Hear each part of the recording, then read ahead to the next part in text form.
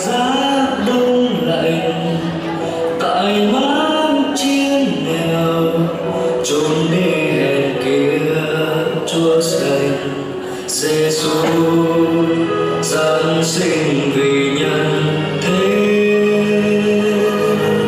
Tình Ngài tuyệt vời nhân gian nào biết, phẩm giá đang chờ Ngài phó ân mình chịu chết nơi này.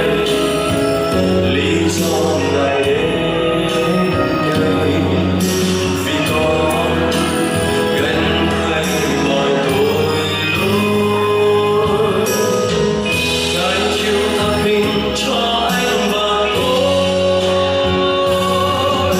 Ngài đến chân mang theo cao sang tại nơi chốn quê nghèo nàn.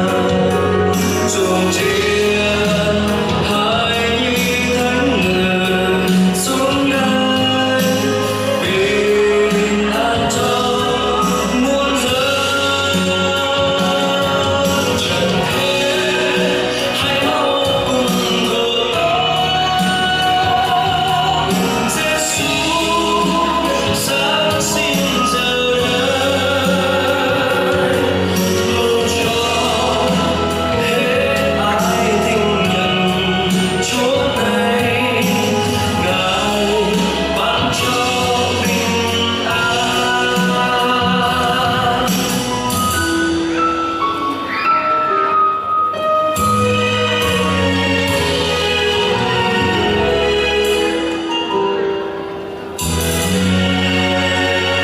Thầm giá